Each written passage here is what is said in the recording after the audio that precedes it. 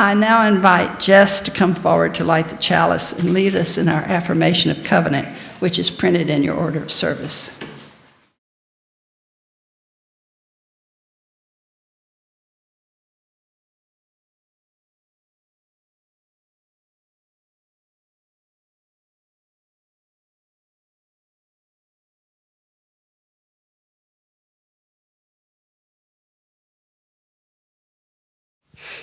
Love is the doctrine of this church.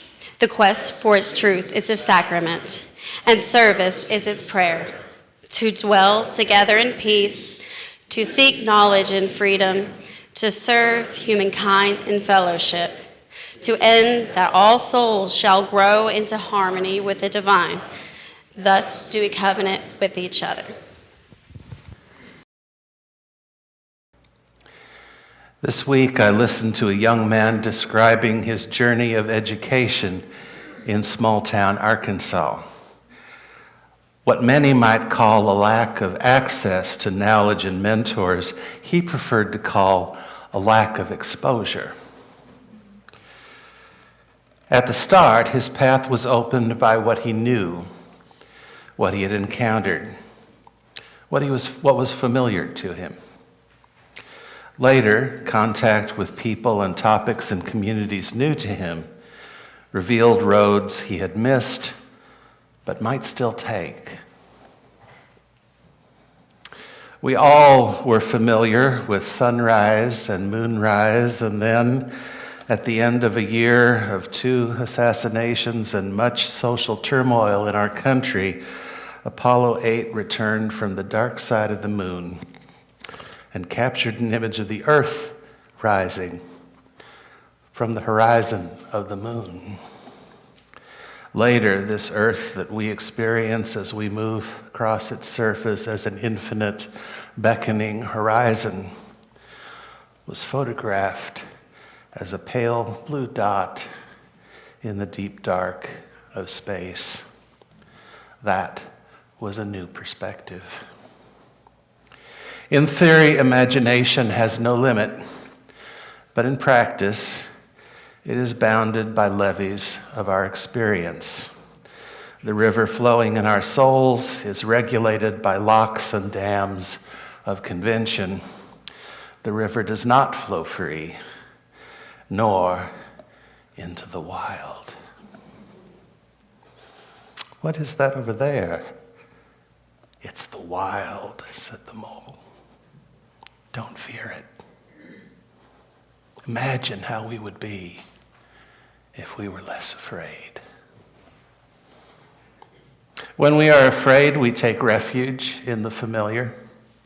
When we are less afraid, we are more able to embrace the new, and we are more able to adapt and create. In personal spiritual practice, one can be inwardly focused or outwardly focused. One's practice can be mainly a practice of observation, paying attention, noticing, or one of expression, putting into words or into images or into some other kind of symbol, music perhaps. I think of a spiritual practice in 4 categories: meditation, contemplation, prayer, and art. Meditation is inward-looking observation. For example, in Zen meditation, you observe inside you what your mind is doing. Contemplation is an outward-looking observation. You focus attention on some symbol outside yourself. Prayer is inward-looking expression, an exercise of putting into words what you feel or fear or desire. This can help you name and clarify those for yourself. And of course, for some, prayer has a wider audience. Outwardly focused expression is art. The working out is not done behind, but before your eyes. Isn't it odd? We can only see our outsides, but nearly everything happens on the inside. Everyone is a bit scared, said the horse, but we are less scared together. The joy of creating is composed of the relief of being less scared and the nurture of connection and community. The joy of creating is composed of relief of being less scared and the nurture of connection and community. The fox never really speaks, whispered the boy. To be honest, I often feel like I have nothing interesting to say, said the fox. Being honest is always interesting, said the horse.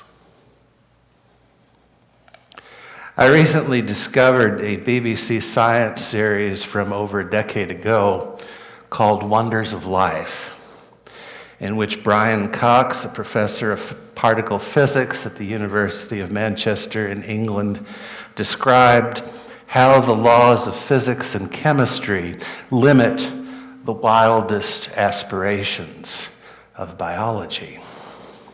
He talks about why there are no elephant-sized animals that hop like kangaroos, and how the environment limits evolution as flows of mutation-generating cosmic particles try to foster it.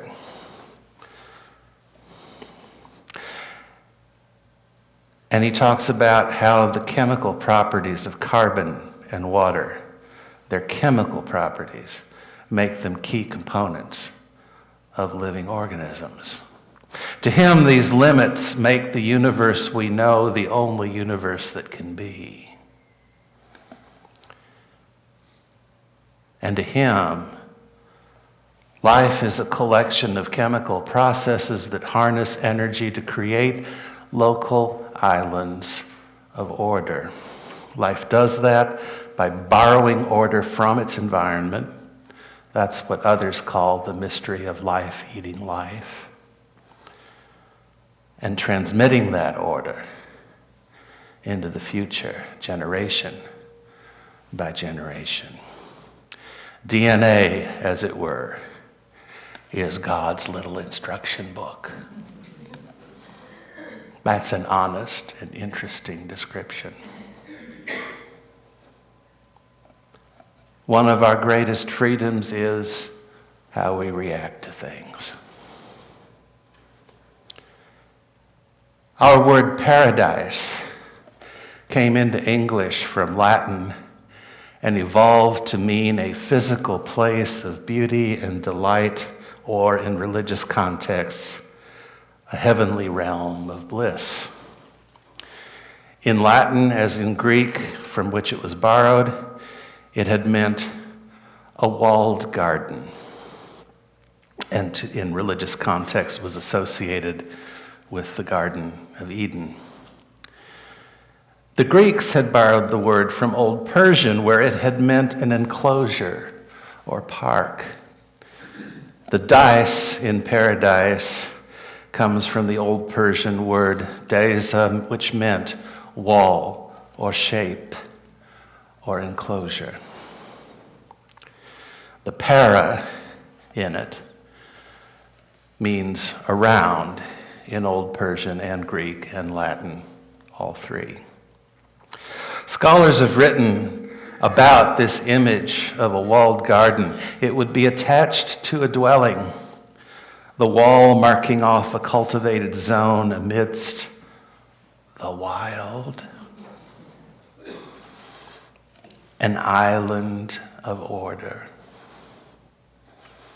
The beauty and order cultivated there would, of course, be borrowed from the wild and cultivated, curated. The joy of creating is the joy of being alive, of making little islands of order and meaning, borrowing from the wild and the new to us, and keeping honesty and beauty close to home, close to where we dwell. The joy of creating is pouring that river flowing in our souls into the material world and closing a bit of it in that current of life, mixing material with meaning, drawing forth from within some nameless gift of value and vitality, drawing it forth from within, putting it out into the world.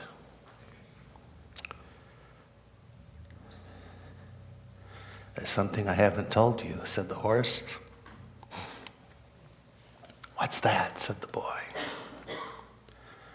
I can fly, but I stopped because it made the other horses jealous. Well, we love you whether you can fly or not. But friends, I have to add, we really want you to fly. So may it be. Amen.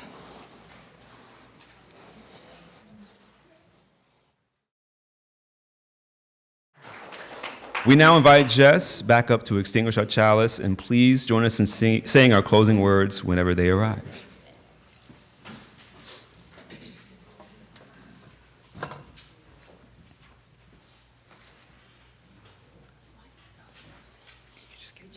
Yeah, you just extinguish. No worries.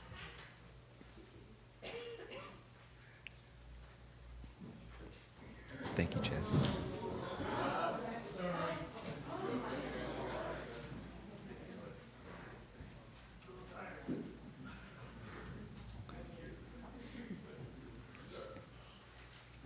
Caring for one another, that's what we do here. Yeah. Right. We invite you to join in saying our closing words. Go out into the world in peace. Have courage. Hold on to what is good. Return to no person evil for evil. Strengthen the faint-hearted. Support the weak. Help the suffering. Honor all beings. And may we all invite creativity and embrace the new in our lives.